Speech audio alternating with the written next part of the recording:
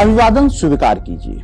आज का विषय थोड़ा अलग है। शादी, जिसे भारतीय समाज में सबसे पवित्र रिश्ता माना जाता है, लेकिन इसी रिश्ते के पीछे छिपा है एक ऐसा सच जो हर दिन लगभग 16 महिलाओं की जान ले रहा है। हाँ, भारत में 2024 में दहेज हत्या के 5,737 मामले दर्ज हुए, यानी हर दिन औसतन 16 महिलाएं दहेज के कारण मारी गईं।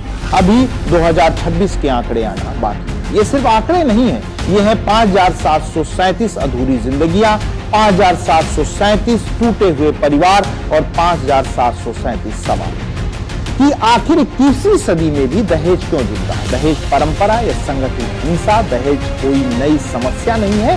प्राचीन भारत में स्त्री धन की परंपरा थी, यानी बेटी को उसकी सुरक्षा और आर्थिक सहारे के लिए संपत्ति देना, लेकिन समय के साथ यह उपहार लालच में बदल गया। आज दहेज सिर्फ पैसे तक सीमित नहीं, कार चाहिए, फ्लैट चाहिए, फर्नीचर चाहिए, नगद चाहिए, बिजनेस के लिए पैसा चाहिए, और अगर ये सब नहीं मिले तो शुरू होता है मानसिक और शारीरिक उत्पीड़न।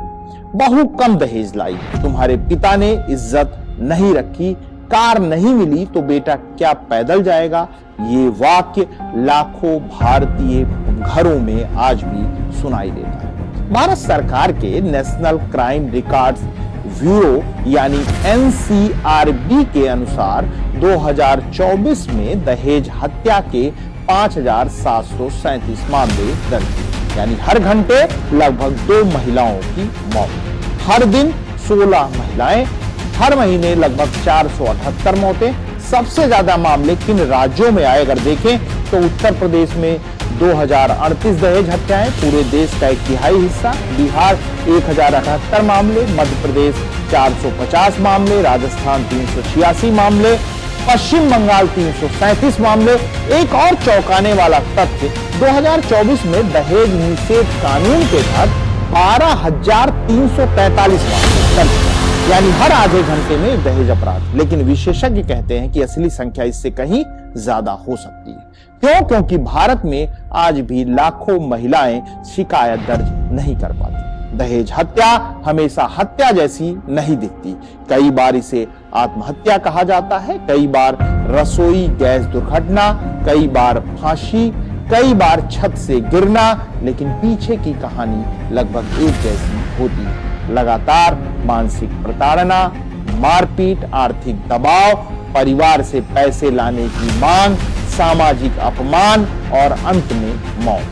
हाल के मामले 2026 में त्रिशा शर्मा और दीपिका नागर जैसे मामलों ने पूरे देश को झकझोरा। दोनों मामलों में परिवारों ने दहेज प्रताड़ना के आरोप लगाए। दिशा के व्हाट्सएप संदेश सोशल मीडिया पर वायरल हुए, जिसमें उसने लिखा था, मुझे बहुत ज्यादा घुटन हो रही है मां।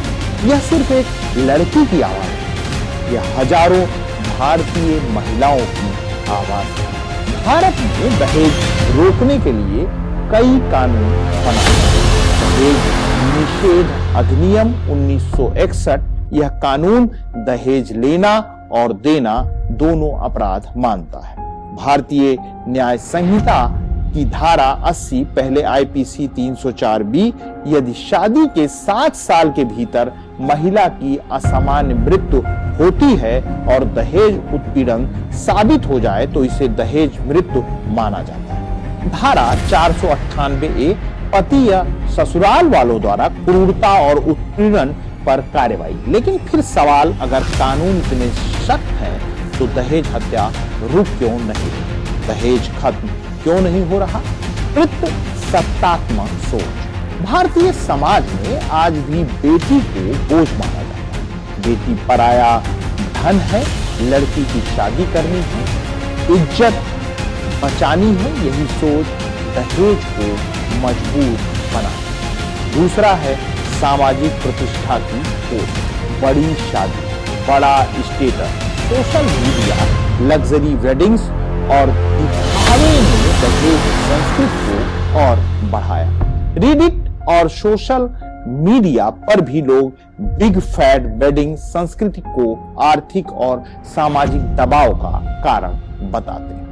तीसरी बात है आर्थिक लालच। कई परिवार शादी को निवेश की तरह देखते हैं। इंजीनियर बेटा है तो कार चाहिए, डॉक्टर है तो फ्लैट चाहिए। यानी शिक्षा और नौकरी भी अब दहेज बाजार का हिस्सा बन चुकी है। चौथा, परिवारों की चुप्पी। बहुत सी महिलाएं इसलिए शिकायत नहीं करती क्योंकि समाज बदनाम करेगा। मायका कमजोर है, बच्चे हैं, आर्थिक निर्भरता है, पुलिस प्रक्रिया कठिन है। मीडिया अक्सर दहेज हत्या को घरेलू विवाद कहकर छोटा करता है, लेकिन सवाल है क्या यह सिर्फ घरेलू विवाद है या महिलाओं के खिलाफ संगठित हिंसा। सोशल मीडिया की नई भूमिका। अब कई लड़कियां अपनी कहानी इंस्टाग्राम, व्हाट्सएप और वीडियो के जरिए सामने ला रही हैं। लेकिन दुखद बात यह है कि अक्सर उनकी आवाज मौत के बाद सुनी जाती। समाधान क्या है? पहला समाधान अगर देखें तो बेटियों को आर्थिक रूप से मजबूत बनाना। जब महिलाएं आर्थिक रूप से स्वतंत्र होंगी तब वे शोषण का शिकार नहीं होंगे। दहेज लेने वालों का सामाजिक बहिष्कार। समस्या सिर्फ कानून से खत्म नहीं होगी, समाज को भी बदलना होगा।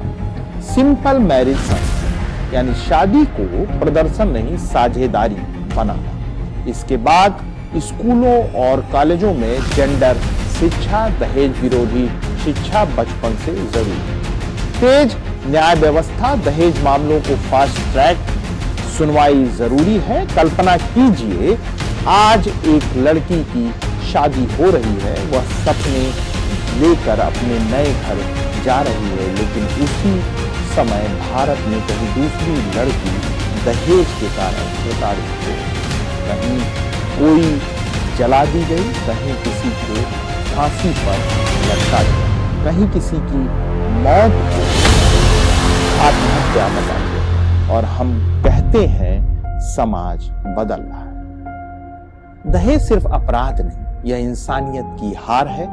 जब तक शादी को सौदा माना जाएगा तब तक बेटियां मरती रहेंगी। सवाल सिर्फ सरकार से नहीं है, सवाल हम सब से है। तो मिलते हैं किसी अगले वीडियो में। यह था एक विश्लेषण। भारत में हर दिन 16 महिलाओं की मौत और क्यों हो रही हैं ऐसी चीजें, इस पर हमें ध्यान देने की जरूरत है। धन्यवाद। यह वीडियो मास कॉम मास्टर क्लास चैनल के लिए अरविंद फाउंडेशन की ओर से प्रस्तुत किया जा रहा है।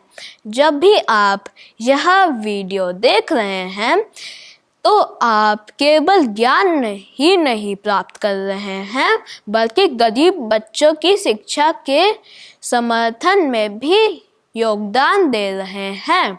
मास comm master class channel Arvind foundation के माध्यम से उन बच्चों की शिक्षा और बेहतर भविष्य के लिए समर्पित है जो आर्थिक रूप से कमजोर है। आपका समर्थन इस सामाजिक पहल को मजबूत बनाता है। साथ ही ग्रामीण क्षेत्र में उन सभी विद्यार्थियों की कैरियर काउंसलिंग करके उनको सही कोर्स पढ़ने के चुनाव में मदद करता है। कृपया चैनल को सब्सक्राइब करें, वीडियो को लाइक करें, शेयर करें ताकि अधिक से अधिक लोग इस मिशन का हिस्सा बन सकें। धन्यवाद। आपके सहयोग में ही बदलाव संभव है।